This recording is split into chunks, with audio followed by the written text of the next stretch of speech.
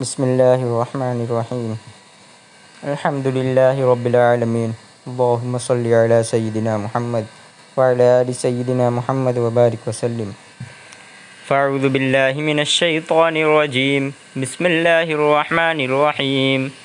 شہر رمضان الذی انزل فیہ القرآن هدى للناس وبینات من الہدى والفرقان فمن شہد منکم الشہر فلیصمہ ومن كان مريضا أو على سفر فعدة من أيام أخر يريد الله بكم اليسر ولا يريد بكم العسر ولتكملوا العدة ولتكبروا الله على ما هداكم ولعلكم تشكرون۔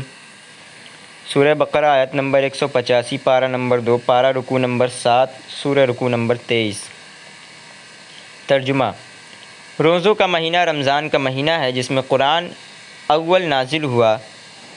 جو لوگ کا رہنما ہے اور جس میں ہدایت کی کھلی نشانیاں ہیں اور جو حق و باطل کو الگ الگ کرنے والا ہے۔ تو جو کوئی تم میں سے اس مہینے میں موجود ہو چاہیے کہ پورے مہینے کے روزے رکھے، اور جو بیمار ہو یا سفر میں ہو تو دوسرے دنوں میں رکھ کر ان کا شمار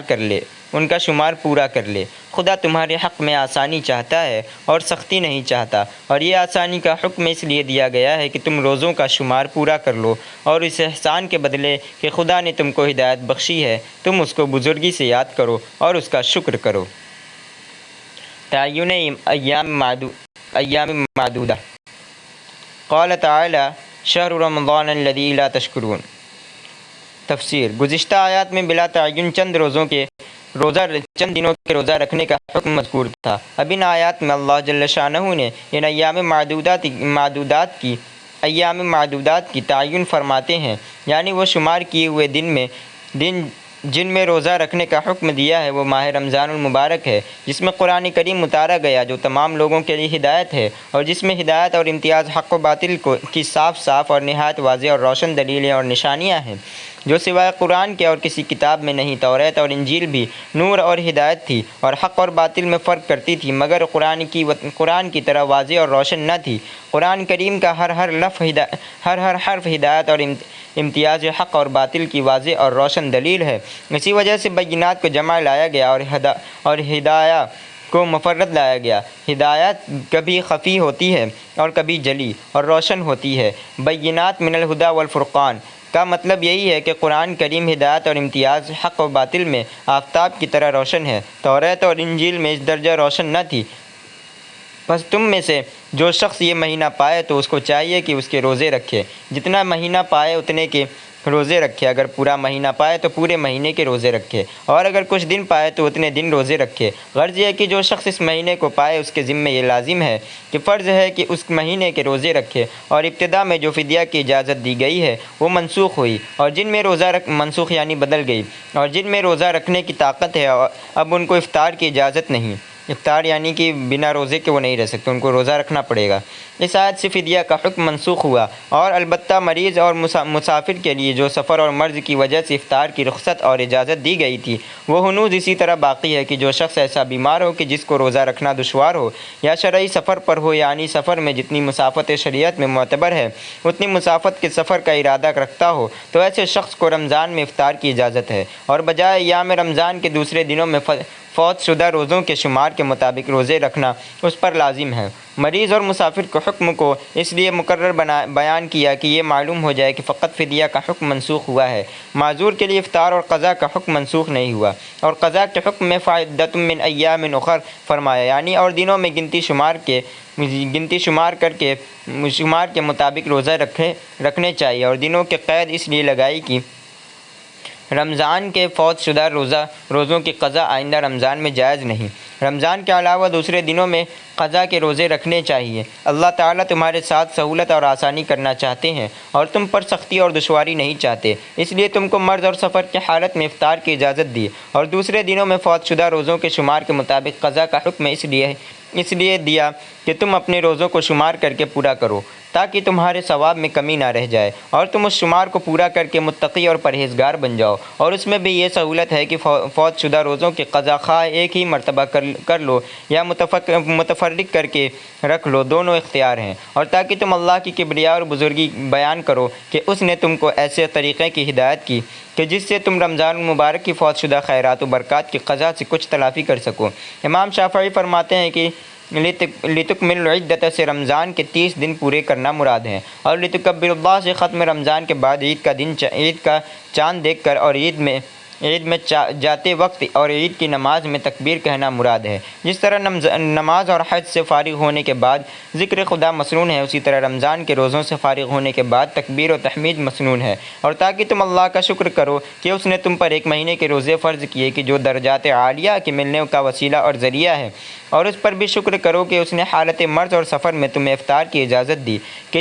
جس میں تمہارے لیے تخفیف اور سہولت ہے۔ غرض یہ کہ عزیمت بھی نعمت ہے اور رخصت بھی نعمت ہے، سب نعمتوں کا شکر کرو تاکہ کامل متقی پرہیزگار بن جاؤ۔ نزول قرآن اور صیام رمضان میں مناسبت۔ نزول قرآن اور صیام رمضان میں مناسبت یہ ہے کہ حق جل شانہ نے اس مہینے کو قرآن کریم کے نازل کرنے کے لیے پسند کیا، اور ظاہر ہے کہ اللہ کے کلام معجزے نظام کے انوار و تجلیات اور خیرات و برکات کی کوئی حد اور نہایت نہیں۔ محبین اور عاشقین دنیا میں اللہ کے دیدار سے محروم ہیں، لیکن اس کے کلام سے دل کو تسلی دے لیتے ہیں کہ کلام کے پردہ سے کچھ اس کا جلوہ نظر آ جاتا ہے۔ در سخن مخفی منم چوں بوئے گل و برگ کل ہر کے دیدن میل دارد در سخن بیند مرا۔ چیست قرآن اے کلام حق شناس رونمائے رب ناس آمد بناس، حرف حرفش راست در بر معنی در معنی۔ چنانچہ حدیث میں ہے کہ اللہ نے تورات اور انجیل اور زبور اور اسی مہینے میں اتاری۔ یکم رمضان مبارک کو حضرت ابراہیم پر صحیفے، اور 6 رمضان کو تورات نازل ہوئی، اور 12 رمضان کو زبور اتری، اور 18 رمضان کو انجیل نازل ہوئی، اور 24 رمضان کی شب کو قرآن کریم نازل ہوا۔ غرض یہ کہ ماہ رمضان عجیب مبارک مہینہ ہے جس میں اللہ کا کلام نازل ہوا اور اللہ کی کتاب اتری، جو ایک نعمت کبریٰ اور منت عظمہ ہے۔ لہٰذا اس عظیم الشان نعمت کے شکر میں کوئی خاص عبادت اس مہینے میں مقرر ہونی چاہیے جو کلام الہی کے مناسب ہو، سو وہ روزہ ہے، جو روزہ دار کو ترک طعام اور شراب یعنی کھانے پینے اور ترک لذت کی وجہ سے فرشتوں کے قریب بنا دیتا ہے، اور قلب میں کلام خداوندی کے اسرار اور تجلیات کے قبول کرنے کی صلاحیت پیدا کرتا ہے، کیونکہ بشرا اور نفسانی قدرتوں اور ظلموں کے دور کرنے اور قلب کے جلا اور صیقل کرنے میں روزہ ایک بے مثال تریاک اور بے نظیر اکسیر ہے، اور انوار و تجلیات کے دسترخوان سے وہی شخص کما حقہ بہرہی اندوز ہو سکتا ہے جس نے اس حسا اور مادی دسترخوان کو کم از کم کچھ دنوں کے لیے لپیٹ کر رکھ دیا ہو۔ یہی وجہ ہے کہ جب موسیٰ علیہ السلام کو کوہ طور پر توریت لینے کے لیے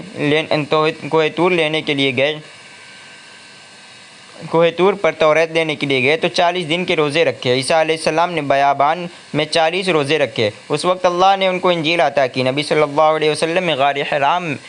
حرا میں اعتکاف کیا اور روزے رکھے۔ اسی غار میں آپ پر قرآن کریم نازل ہوا اور آپ صلی اللہ علیہ وسلم کو نبوت و رسالت کا خلعت عطا ہوا۔ معلوم ہوا کہ روزہ کو کلام خداوندی کے ساتھ خاص مناسبت ہے، اس لیے اس مبارک مہینے میں دن میں تو روزہ اور رات میں تراویح مسنون ہوئی، اور عشرہ اخیرہ میں اعتکاف سنت ہوا، اور دن اور رات میں قرآن کریم کی تلاوت اور دور کا خاص اہتمام کیا گیا۔ دور یعنی قرآن کریم کو بار بار پڑھنا۔ حدیث میں جبرائیل امین رمضان مبارک میں آپ سے قرآن کریم کا دور کرتے تھے، یعنی خود سناتے تھے حضور صلی اللہ علیہ وسلم کو، اور حضور صلی اللہ علیہ وسلم پھر جبرائیل امین کو سناتے تھے۔ جس سال حضور صلی اللہ علیہ وسلم کا وصال یعنی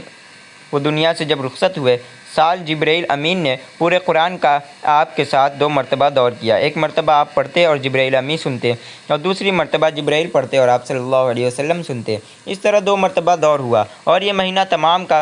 تمام ہی مبارک ہے، مگر شب قدر اس مہینے کا خلاصہ اور لباب ہے۔ اسی شب میں قرآن کریم اترا اور اسی میں فرشتوں کا خاص طور سے نزول ہوتا ہے۔ سلام ہی حتی مطلع الفجر۔ امام ربانی مجدد الفسانی فرماتے ہیں کہ رمضان کا پورا مہینہ نہایت مبارک ہے، مگر وہ انوار و برکات جو اس مہینے کے دنوں سے وابستہ ہے وہ اور ہیں، اور جو خیرات و برکات اس مہینے کی راتوں سے متعلق ہیں وہ اور ہیں، اور ممکن ہے کہ اسی وجہ سے یہ حکم ہوا کہ افطار میں جلدی اور سحری میں تاخیر کریں تاکہ دونوں وقتوں میں پورا امتیاز حاصل ہو جائے۔ اور جس طرح قرآن مجید خداوند ذوالجلال کی کمالات ذاتیہ اور شؤون صفاتیہ کا مظہر اتم ہے، اسی طرح ماہ رمضان اللہ کی خیرات و برکات ذاتیہ کا مظہر اتم ہے۔ اس مہینے میں جو خیر و برکت بھی نازل ہوتی ہے وہ براہ راست بارگاہ ذات سے فائز ہوتی ہے۔ قرآن کریم کی طرح یہ مہینہ بھی اپنی نوع میں حقیقت جامعہ ہے۔ اسی مناسبت سے اس مہینے میں قرآن کریم نازل ہوا، اور چونکہ درختوں میں کھجور کا درخت شجرہ طیبہ ہے اور کھجور کا ثمرہ طیبہ اور حقیقت جامعہ ہے، اور حضرت آدم کے خمیر کا بقیہ ہے، اس لیے نبی نے ارشاد فرمایا کہ جو کوئی روزہ افطار کرے تو کھجور سے افطار کرے، کیونکہ کھجور سراسر خیر و برکت ہے، اور خلوہ معدہ میں یہ مبارک پھل پہنچے گا تو یہی جامع اور مبارک غذا جزو بدن بنے گی، جس سے روزہ کی برکتوں میں اور اضافہ ہوگا۔ اس طرح روزہ اور غذائے جامع کی برکتوں کے مل جانے سے قلب نور اعلیٰ نور کا مصداق بن جائے گا، اور اسی وجہ سے کہ کھجور ایک نہایت مبارک اور جامع غذا ہے، آپ نے سحری میں بھی کھجور کھانے کی ترغیب دی ہے، اور ارشاد فرمایا کھجور مومن کی کیا اچھی سحری ہے۔ قرآن کریم میں ایمان کو شجرہ طیبہ یعنی کھجور کے درخت کے ساتھ تشبیہ دی ہے، اور رمضان کا روزہ ایمان کا ایک شعبہ ہے، اس لیے رمضان کا افطار اور سحری مرد مومن کے لیے کھجور سے مسنون ہوئی۔ اور شب قدر اس مہینے کا خلاصہ ہے، گویا کہ شب قدر بمنزلہ مغز کے ہے اور یہ مہینہ پوست کے ہے، پس جس کا یہ مہینہ جمعیت خاطر کے ساتھ گزر جائے اور اس مبارک مہینے کی خیرات و برکات سے بہر اندوز ہو جائے تو اس کا تمام سال جمعیت اور خیر و برکت کے ساتھ گزرتا ہے۔ وقتاً وفقنا اللہ تعالی للخیرات والبرکات فی هذه الشہر المبارک ورزقنا اللہ سبحانہ النصیب الاعظم منہ امین۔ مکتوب 162 دفتر اول۔ فائدہ جلیلیہ۔ رمضان کی فرضیت سے پہلے عاشورہ کے دن اور ہر مہینے میں 3 دن کے روزے رکھے جاتے تھے، اس میں اختلاف ہے کہ وہ روزے فرض تھے یا نفل۔ عبداللہ بن عباس اور معاذ بن جبل اور عطا رضی اللہ عنہم اجمعین کی روایت سے معلوم ہوتا ہے کہ یہ روزے فرض تھے، اور ابن ابی لیلہ کے ایک روایت سے معلوم ہوتا ہے کہ فرض نہ تھے بلکہ محض بطور تطوع اور نفل رکھے جاتے تھے، اور اکثر احادیث سے وجوب ہی معلوم ہوتا ہے۔ بہرحال رمضان کے روزوں کا حکم آیا تو صوم عاشورہ اور ہر مہینے میں 3 روزوں کی فرضیت تو باقی نہ رہی، البتہ استحباب باقی رہ گیا، اور اس میں بھی ویسا ہی اہتمام نہ رہا جیسا کہ پہلے تھا۔ اسی وجہ سے علماء کا ایام معدودات کی تفسیر میں اختلاف ہے۔ بعض صحابہ اور تابعین ادھر گئے ہیں کہ ان گنتی کے دنوں سے عاشورہ اور ہر مہینے کے 3 دن کے روزے مراد ہیں۔ جب رمضان کے روزوں کا حکم آیا تو یہ روزے منسوخ ہو گئے، اور جمہور صحابہ و تابعین کا مسلک یہ ہے کہ ایام معدودات سے رمضان کے روزے مراد ہیں، اور یہ آیت منسوخ نہیں، اور صوم عاشورہ اور ایام بیض کا حکم من جانب اللہ نہ تھا بلکہ نبی اکرم صلی اللہ علیہ وسلم نے اپنے اجتہاد سے ان دنوں کے روزے کو پسند کیا، جیسا کہ ابن عباس رضی اللہ عنہ سے روایت ہے کہ رسول اللہ صلی اللہ علیہ وسلم جب مدینہ منورہ تشریف لائے تو یہود کو دیکھا کہ وہ عاشورہ کے دن روزہ رکھتے ہیں۔ آپ نے دریافت فرمایا کہ تم اس دن کیوں روزہ رکھتے ہو؟ انہوں نے کہا یہ دن بہت مبارک ہے، اس دن اللہ نے بنی اسرائیل کو دشمن سے نجات دی اور فرعون کو غرق کیا۔ موسیٰ علیہ السلام نے بطور شکریہ اس دن روزہ رکھا، اس لیے ہم بھی اس دن کا روزہ رکھتے ہیں۔ آپ صلی اللہ علیہ وسلم نے فرمایا تم سے زیادہ موسیٰ علیہ السلام کا حقدار میں ہوں، اس لیے آپ نے خود بھی روزہ رکھا اور صحابہ کو بھی روزہ رکھنے کا حکم دیا۔ بخاری شریف اور مسلم شریف۔ علامہ سیوطی فرماتے ہیں کہ امام احمد اور ابو داؤد اور حاکم نے معاذ بن جبل رضی اللہ عنہ سے عاشورہ کا روزہ اور ہر مہینے کے 3 روزوں کا واجب ہونا روایت کیا، لیکن یہ وجوب اس آیت کے نازل ہونے سے پہلے تھا اور اس آیت کے نازل ہونے کے بعد منسوخ ہو گیا۔ پس معلوم ہوا کہ راجح اور صحیح اور قول یہی ہے کہ ایام معدودات سے رمضان کے روزے مراد ہے، عاشورہ اور ہر مہینے کے 3 روزے مراد نہیں، اس لیے کہ افطار کر کے فدیہ دے دینے کی اجازت اور احادیث اور روایات میں رمضان مبارک کے روزوں کے متعلق آئی ہیں۔ عاشورہ اور ہر مہینے کے 3 دن کے روزوں کے متعلق آئی ہے۔ عاشورہ اور ہر مہینے کے 3 دن کے روزوں کے متعلق فدیہ کا حکم کہیں ثابت نہیں۔ سنن ابی داؤد کے ایک روایت سے ایہام ہوتا ہے کہ وعلی الذین یطیقونہ فدیہ کا حکم عاشورہ اور ہر مہینے کے 3 روزوں کے متعلق ہے، مگر یہ صحیح نہیں ہے اور یہ روایت مختصر ہے۔ دوسری مفصل روایت میں رمضان کے روزوں کا مفصل ذکر ہے اور علی الذین یطیقونہ کا حکم رمضان ہی کے روزوں سے متعلق ہے۔ اس روایت میں رمضان کا ذکر نہ ہونے کی وجہ سے یہ ایہام ہوا۔ واللہ اعلم۔ اقوال علماء کرام دربار تفسیر آیات فدیہ صیام۔ قال تعالی علی الذین یطیقونہ فدیۃ طعام مسکین۔ اس آیت کی تعویل اور حکم میں علماء کا اختلاف ہے۔ آیت مذکورہ کے متعلق علماء تفسیر کے 2 گروہ ہو گئے ہیں۔ ایک گروہ یہ کہتا ہے کہ یہ آیت منسوخ ہے اور دوسرا گروہ یہ کہتا ہے کہ آیت منسوخ نہیں، اس آیت کا حکم اب بھی باقی ہے۔ اس فریق سے آیت کی مختلف توجیہات منقول ہیں جن کو ہم عنقریب ذکر کریں گے۔ گروہ اول: اکثر علماء محققین کی رائے یہی ہے کہ آیت میں نسخ ضرور واقع ہوا ہے۔ عبداللہ بن عمر اور سلمہ بن الاکوع اور دیگر صحابہ رضی اللہ عنہم اجمعین سے یہی منقول ہے، اور بخاری اور مسلم اور ابو داؤد وغیرہ کے احادیث اور روایات سے بھی یہی ظاہر ہوتا ہے کہ ابتدا اسلام میں لوگوں کو اختیار تھا کہ اگر روزوں کی ہمت ہو تو روزے رکھیں، ورنہ روزہ افطار کر لیں اور روزہ کے بدلے میں فدیہ دے دیں۔ وجہ یہ تھی کہ لوگ روزہ رکھنے کے عادی نہ تھے۔ اگر ابتدا ہی سے روزہ کا قطعی حکم ہو جاتا تو شاق ہو جاتا۔ چند یہ اختیار منسوخ ہو گیا اور فمن شہد منکم الشہر سے روزہ رکھنے کا حکم قطعی ہو گیا۔ چنانچہ حافظ بدرالدین عینی شرح بخاری میں آیات سیام کی ترتیب نزولی اور ناسخ منسوخ کی تعین کے بارے میں لکھتے ہیں۔ ترجمہ: شروع اسلام میں روزے فرض ہوئے لیکن عادت نہ ہونے کی وجہ سے لوگوں پر گراں گزرے تو افطار کر کے فدیہ دے دینے کی اجازت دے دی گئی۔ چنانچہ معاذ بن جبل رضی اللہ عنہ اجمعین کہتے ہیں کہ شروع اسلام میں جو چاہتا روزہ رکھتا اور جو چاہتا افطار کرتا اور اس کے بدلے ایک مسکین کو کھانا کھلا دیتا، یہاں تک کہ اس کے بعد کی آیت نازل ہوئی اور یہ حکم منسوخ ہو گیا۔ امام ابن جریر طبری بروایت ابن ابی لیلہ اپنی تفسیر میں تحریر فرماتے ہیں، نبی صلی اللہ علیہ وسلم جب ہجرت فرما کر مدینہ آئے تو اپنے صحابہ کو ہر مہینے میں 3 دن کے روزوں کا حکم دیا، مگر بطور فرض نہیں بلکہ بطور نفل حکم دیا۔ اس کے بعد رمضان کے روزوں کا حکم نازل ہوا، مگر چونکہ لوگ روزہ رکھنے کے عادی نہ تھے اس وجہ سے ان کو روزہ رکھنا گراں ہوا، تو یہ سہولت کر دی گئی کہ جو روزہ نہ رکھے وہ ایک فقیر کو کھانا کھلا دے۔ چنانچہ کچھ عرصہ تک لوگ ایسا ہی کرتے رہے کہ جو شخص روزہ نہ رکھتا ایک فقیر کو کھانا کھلا دیتا۔ چند روز کے بعد یہ آیت نازل ہوئی، فمن شہد منکم الشہر فلیصم الی آخر۔ اس وقت صرف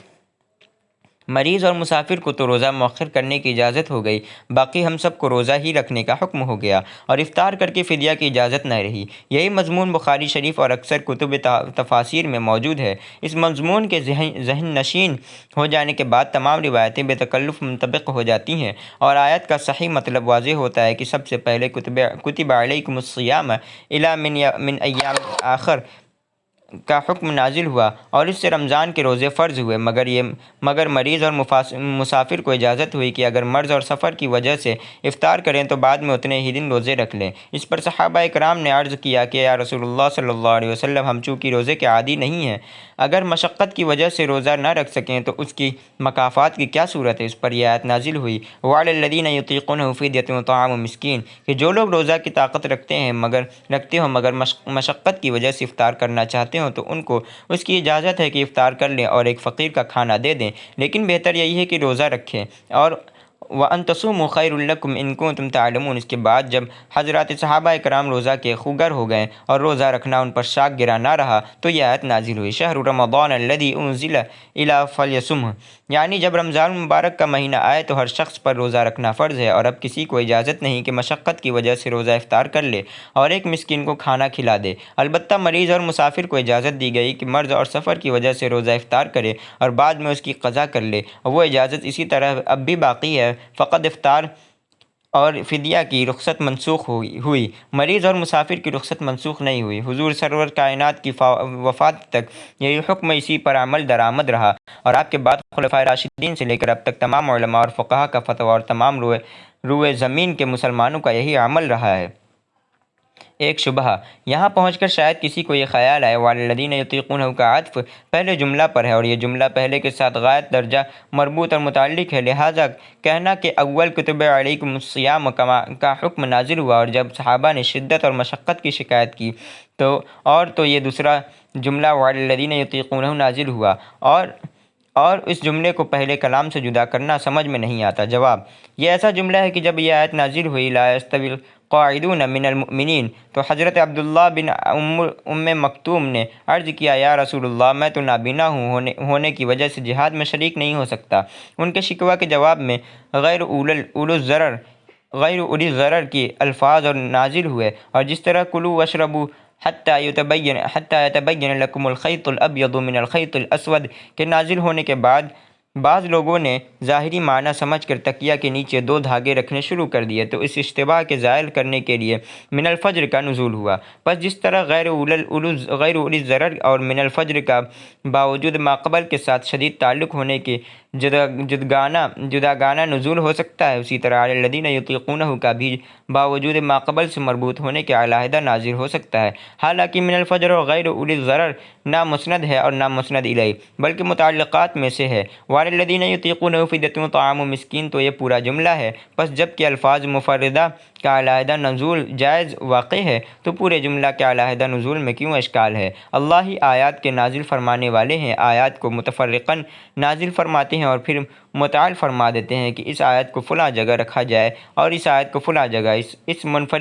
اس مفرد اور اس جملہ کا فلاں مفرد اور فلاں جملہ سے تعلق ہے۔ یہی وجہ ہے کہ نزول کی ترتیب اور ہے اور موجودہ مصحف کی ترتیب اور ہے، اور اس وقت جس ترتیب سے قرآن کریم کی تلاوت کی جاتی ہے بعینہ ہی وہی ترتیب ہے کہ جس ترتیب سے جبریل امین حضور پر نور صلی اللہ علیہ وسلم سے ہر رمضان میں دور فرماتے تھے۔ اللہ جل شانہ نے اپنی حکمت بالغہ اور رحمت کاملہ سے بہت سے احکام بندوں کو بتدریج سہولت کے ساتھ احکام کا مکلف بنایا۔ جس طرح ابتدائی اسلام میں نماز میں سہولتیں تھیں، سلام و کلام بھی نماز میں جائز تھا، بعد میں شریک ہونے والا اپنے قریبی نمازی سے یہ بھی پوچھ لیا کرتا تھا کہ کتنی رکعتیں ہو چکی ہیں۔ بعد میں یہ تمام سہولتیں اور رخصتیں یکلخت منسوخ ہو گئیں۔ اسی طرح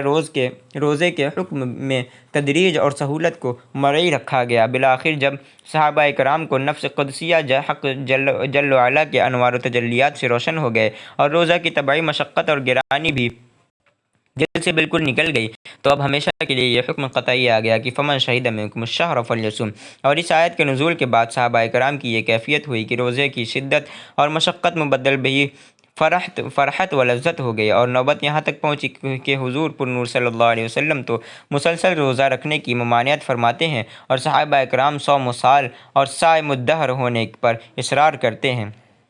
رفع تعرض، اس مقام پر صحیح بخاری کی روایت میں بظاہر کچھ تعرض کا شبہ ہوتا ہے کہ بعض روایت سے معلوم ہوتا ہے کہ آیت فدیہ کا ناسخ فمن شہد منکم الشہر ہے، اور بعض روایت سے مفہوم ہوتا ہے کہ آیت فدیہ کا ناسخ وَأَن تَصُومُوا خَيْرٌ لَكُمْ کی آیت ہے۔ جواب یہ کہ حضرات محدثین بسا اوقات اپنے مدعا کے ثابت کرنے کے لیے آیت کا ابتدائی حصہ نقل کر کے چھوڑ دیتے ہیں، حالانکہ آیت کے ابتدائی حصے کو مدعا سے کوئی تعلق نہیں ہوتا، لیکن در حقیقت اس سے پوری آیت کی طرف اشارہ ہوتا ہے کہ تم اس آیت کو آخر تک پڑھ جاؤ، استشہاد خود تمہارے سامنے آ جائے گا اور تم خود ہی اس کو متعین کر لو گے، جیسا کہ امام ترمذی نے باب نفل مال میں یہی حدیث لانے کے بعد استشہاد میں آیت لیس البر ان تولوا وجوہکم لکھ کر چھوڑ دی۔ حالانکہ آیت کے اس ابتدائی جملہ کو باب سے کوئی تعلق نہیں، مطلب یہ ہے کہ تم اس آیت کو آخر تک پڑھ لو، اور جب تم وَأْتُوا الْمَالَ عَلَىٰ حُبِّهِ پر پہنچو گے تو موقع استدلال خود تمہارے سامنے آ جائے گا۔ اسی طرح وَأَن تَصُومُوا خَيْرٌ لَكُمْ سے فقط یہی الفاظ مراد نہیں، بلکہ مراد یہ ہے کہ تم اس آیت کو آخر تک پڑھتے چلے جاؤ، اور جب تم فَمَن شَهِدَ مِنكُمُ الشَّهْرَ فَلْيَصُمْ پر پہنچو گے تو محل استدلال کو سمجھ لو اور متعین کر لو کہ فدیہ کا اصل نسخہ اس آیت سے ہوا ہے۔ وَأَن تَصُومُوا خَيْرٌ لَكُمْ کی اس کی تمہید تھی۔ نیز یہ بھی ممکن ہے کہ یہ کہا جائے کہ دونوں ہی آیتیں حکم فدیہ کی ناسخ ہیں، یعنی ہر آیت سے فدیہ کا نسخ معلوم اور مفہوم ہوتا ہے۔ رہا یہ سوال کہ وَأَن تَصُومُوا خَيْرٌ لَكُمْ میں لفظ خیر واقع ہوا ہے جو استحباب اور فضیلت پر دلالت کرتا ہے، وجوب اور لزوم پر دلالت نہیں کرتا، لہٰذا وہ گزشتہ تخیر کے لیے کیسے ناسخ ہو گیا؟ جواب یہ ہے کہ خیر کا لفظ جب کبھی وجوب اور ظلم کے موقع پر بھی مستعمل ہوتا ہے، جیسے وَلَا تَقُولُوا ثَلَاثَةٌ انتَهُوا خَيْرٌ لَكُمْ، تثلیث کے باز آ جانے کو خیر فرمایا، حالانکہ یہ کسی کا مذہب نہیں کہ جائز کو تسلیل بھی ہے، مگر ترک تثلیث سے افضل ہے، اور اس آیت میں خیر کا لفظ شر کے مقابلے میں ہے، فرض اور واجب کے مقابلے میں نہیں، خوب سمجھ لو۔ دوسرا گروہ اور علماء کی ایک جماعت کا یہ مسلک ہے کہ یہ آیت منسوخ نہیں، اگر اس گروہ نے آیت کی مختلف توجیہات کی ہیں۔ توجیہ اول، پہلی توجیہ یہ ہے کہ یطیقونہ کا مادہ طاقت ہے، جس کے معنی کسی پر نہایت مشقت اور محنت کے ساتھ قادر ہونے کے ہیں، اور بسہولت قادر ہونے کو وسع کہتے ہیں۔ تو اب آیت کے یہ معنی ہوں گے کہ جو روزہ رکھنے پر بدقت تمام قادر ہوں، جیسا کہ شیخ کبیر اور عجوز یعنی بہت بوڑھا مرد اور بہت بوڑھی عورت، ان کے لیے اجازت ہے کہ وہ روزہ افطار کر لیں اور اس کے بدلے میں فدیہ ادا کریں۔ اور اس معنی کی تائید ایک قرات سے بھی ہوتی ہے جو عبداللہ بن عباس رضی اللہ عنہ سے منقول ہے، وہ یہ کہ بجائے یطیقونہ کہ یطیقونہ اور یطوقونہ پڑھتے تھے، جس کے معنی بتکلف اور بہی مشقت روزہ رکھنے کے ہیں، اس لیے مناسب ہے کہ یطیقونہ کے قرات کے بھی یہی معنی لیے جائیں تاکہ دونوں قراتیں مطابق اور ہم معنی ہو جائیں۔ رہا یہ سوال کہ یطیقونہ کا لفظ باعتبار لغت کے بھی اس معنی کا متحمل ہو سکتا ہے یا نہیں، سو اس کے لیے علامہ زمخشری کا کلام پیش کر دینا کافی ہے، جو لغت عربیت میں عرب اور عجم کا مسلم شیخ اور امام ہے۔ چنانچہ فرماتے ہیں ترجمہ، اور ہو سکتا ہے یطیقونہ کے معنی لیے جائیں کہ جو لوگ نہایت مشقت اور انتہائی محنت کے ساتھ روزہ رکھ سکیں۔ کشاف، صفحہ نمبر 428 جلد نمبر 1۔ اس کے بعد غایت سے غایت کوئی یہ کہے گا کہ یہ معنی مجازی ہیں تو اس میں کوئی حرج نہیں، حقیقی معنی مراد لینا اگر متعذر ہوں تو بالاجماع مجازی معنی مراد لینا ضروری ہے، جس کے